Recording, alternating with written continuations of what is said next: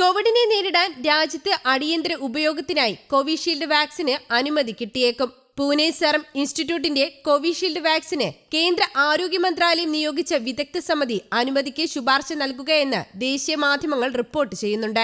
Vaccine വിതരണത്തിനായുള്ള റിഹേഴ്സലായ dry run നാളെ രാജ്യത്തെ എല്ലാ സംസ്ഥാനങ്ങളിലും നടക്കാനിരിക്കെയാണ് വിദഗ്ധ സമിതി യോഗം ചേരുന്നത്. രാജ്യം ഏറെ പ്രതീക്ഷയോടെ കാത്തിരിക്കുന്ന 3 വാക്സിനുകളിൽ ഒന്നാണ് ഓക്സ്ഫോർഡ് സർവകലാശാലയുമായും ആസ്ട്രാസെനക്കയും ചേർന്ന് പൂനെ സെറം ഇൻസ്റ്റിറ്റ്യൂട്ട് വികസിപ്പിച്ച കോവിഷീൽഡ്. ഭാരത് ബയോടെക്കിന്റെ കോവാക്സിനും വിദേശ സ്വകാര്യ കമ്പനിയായ ഫൈസറിന്റെ വാക്സിനും അനുമതി വിദഗ്ധ സമിതി പരിഗണിക്കുന്നുണ്ട്. ഈ 3 കമ്പനികളോടും മരുന്ന് പരീക്ഷണത്തിന്റെ വിവിധ ഘട്ടങ്ങളിൽ ലഭിച്ച ഫലങ്ങളുടെ റിപ്പോർട്ട് ഹാജരാക്കാൻ വിദഗ്ധ സമിതി ആവശ്യപ്പെട്ടിരുന്നു.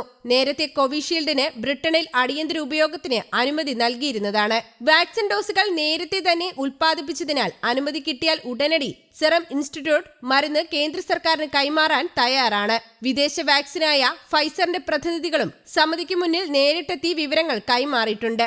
വിദഗ്ധ ശുപാർശയിൽ രാജ്യത്തെ ഡ്രഗ്സ് കൺട്രോളാണ് അന്തിമ തീരുമാനമെടുക്കേണ്ടത്. ജൂണിന് ശേഷം കോവിഡ് രോഗികളുടെ എണ്ണത്തിലും മരണനിരക്കിലും വലിയ കുറവ് രേഖപ്പെടുത്തുന്നുണ്ട്. ഡിസംബറിൽ രേഖപ്പെടുത്തിയ കണക്കുകൾ ആശ്വാസമാകുമ്പോഴാണ് വാക്സിൻ ഉടൻ വരുമെന്ന വാർത്തയും രാജ്യത്തിന് പ്രതീക്ഷയേകുന്നത്. നാളെ നടക്കുന്ന ഡ്രൈ റണ്ണിന്റെ ഭാഗമായി രാജ്യത്തെ ഓരോ സംസ്ഥാനങ്ങളിലും 3 ഇടങ്ങളിലായി 25 പേരിലാണ് വാക്സിൻ ട്രയൽ നടക്കുക.